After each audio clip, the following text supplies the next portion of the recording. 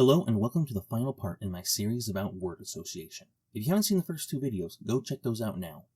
By now, I'm sure most of you have heard of the new terminology being thrown around lately.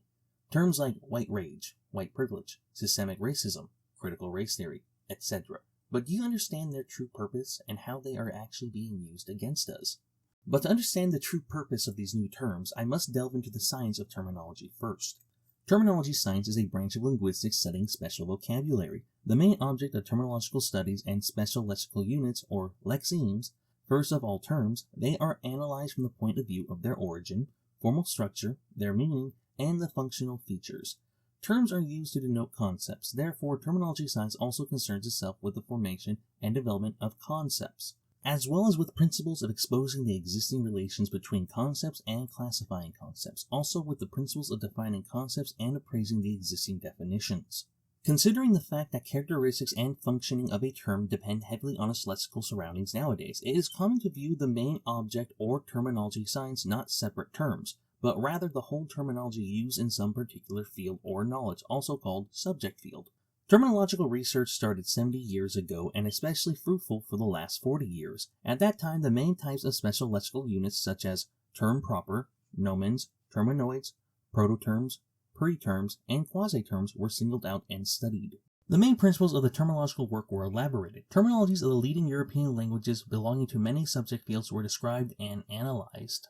It should be mentioned that the former USSR terminological studies were conducted on an especially large scale. While in the 1940s, only 4 terminological dissertations were successfully defended. In the 1950s, there were 50 such dissertations. In the 1960s, their numbers reached 231. In the 1970s, 463. And in the 1980s, 1,110.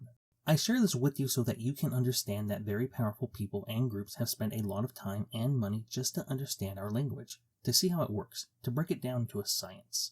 Let's look at terminoids. Terminoids, or jargon terms, are special lexical units which are used to name the phenomena that are absolutely new and whose concepts are not interpreted in a monosemantic way. For example, Simon Day, mouse potato, etc. So what is monosemantic? Monosemantic, formed by slapping the prefix mono, one, onto semantic, related to meaning, means having only one meaning. It is usually applied to words and phrases that fit this definition. Hooray for monosemantic words, the stalwarts of language, though you have to wonder why they fail to evolve. To put it simply, monosemantic means a word or term with only one definition. So let me ask you this one question. Can you define critical race theory? Because both the founder and co-founders don't fully agree on a definition. The Encyclopedia of Britannica and the Oxford Encyclopedia don't fully agree either. Truth is, this new wave of terminology is not monosemantic. These terms are polysemantic, and they are that way by design. See, there is power in words with multiple definitions. Let me share with you a quote from George Orwell's essay, Politics and the English Language. In the case of a word like democracy, not only is there no agreed definition, but the attempt to make one is resisted from all sides. It is almost universally felt that when we call a country democratic, we are praising it.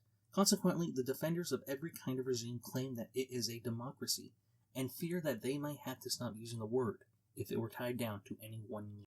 See, if all their new terms were to have definitive definitions, their usefulness would be over shortly. Much like the term global warming, it was tied to rising temperatures only, so it was retired and replaced with climate change because of climate change's more broad definition. So how do we fight back against an ever-changing terminology? Well, first I warn you, it won't be easy. There are a lot of hurdles and hoops we have to jump through first. We have to be persistent and unchanging, but if we do this right and have a little patience, we can destroy their terminology.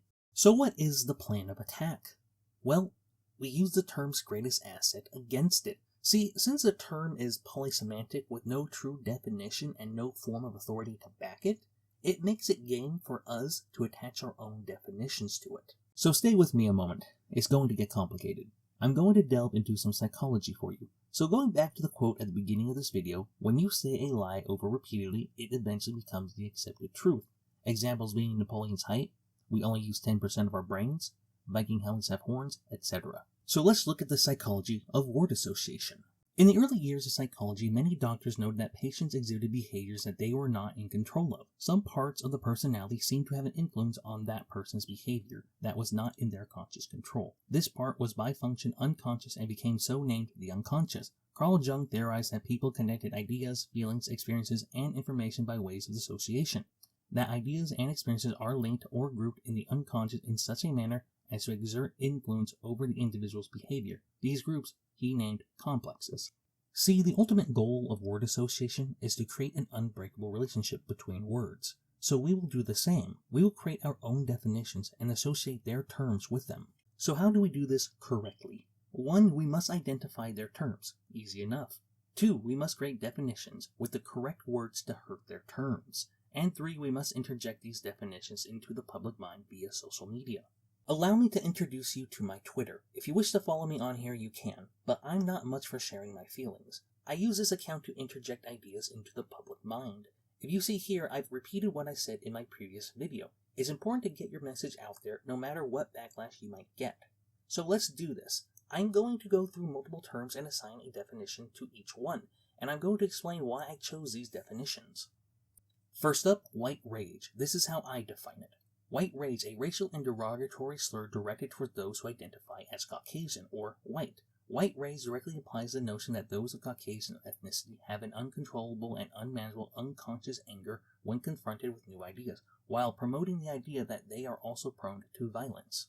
So let's look at the words I use for this definition. I use racial because it reinforces the truth that white people are a race with its own ethnic background. This is especially important because so many people nowadays are saying you can't be racist towards white people, and a select few are saying white people aren't even a race at all.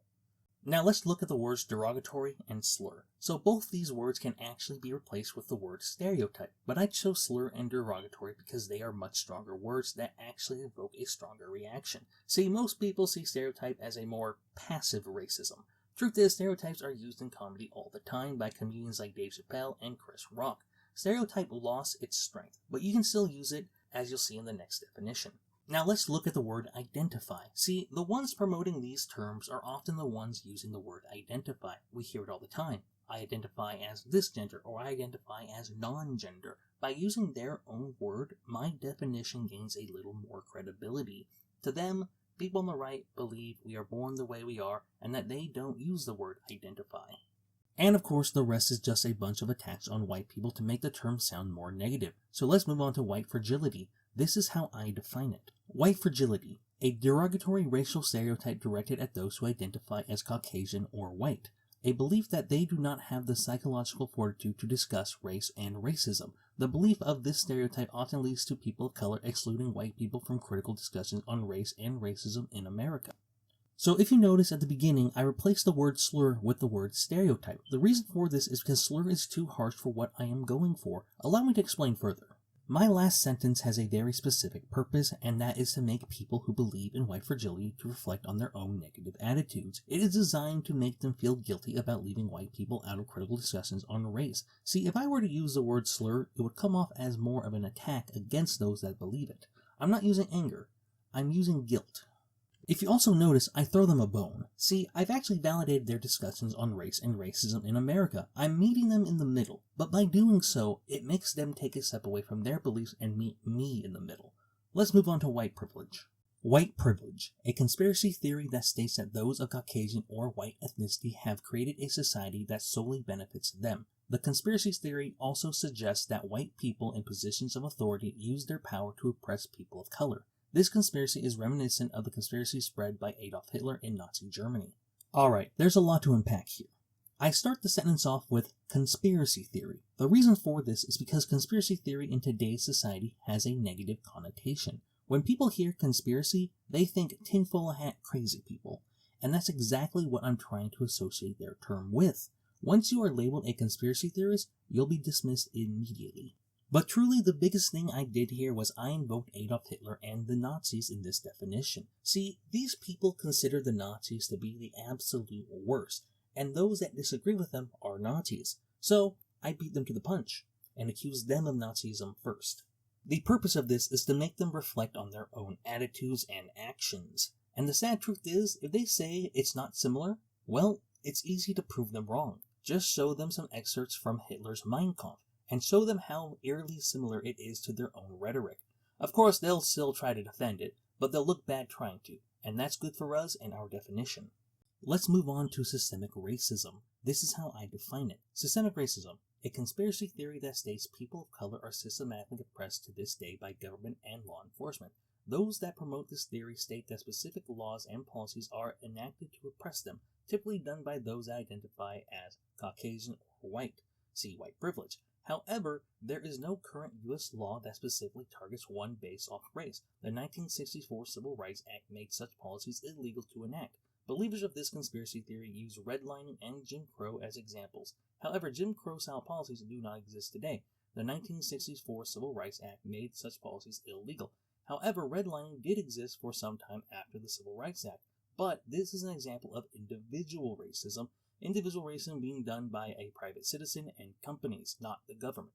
Okay, this is a long and complicated one, so just like before, I use conspiracy theory to discredit the term. I quickly go over what they believe it is, and then I hit them with the truth. The 1964 Civil Rights Act. There is no government law today that oppresses people of color.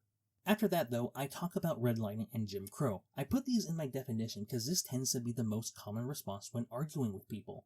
Jim Crow is easy to put down enough. It's redlining where I had to be creative. See, if you notice, I actually created a new term, individual racism. I created this term specifically to separate the government sector from the private sector. See, individuals can be racist. No one is arguing against that. I've essentially directed their anger towards a private person or private company and not the government in this statement. I'll go over making new terms in a future video. Now, unfortunately, I've decided not to cover critical race theory in this video. Not because I'm afraid to cover it, but simply because CRT is a lot more complicated than simply redefining its term. It has a lot more complicated parts to it. It needs a different plan of attack. And so I will dedicate a single video to critical race theory, so check that video out in the future. So now that we have redefined these terms, we can now move on to the next step, interjecting them into the public mind. I will periodically for the next week be posting these new definitions on Twitter. I will go through both left and right leaning posts spamming these definitions. The most likely responses I will get will be a mix of people liking my post, those hating on it, and of course those trying to refute my definitions. I will collect data on the responses and make a video on it, so stay tuned for that. Anyways, thank you for watching, and remember, they want our language.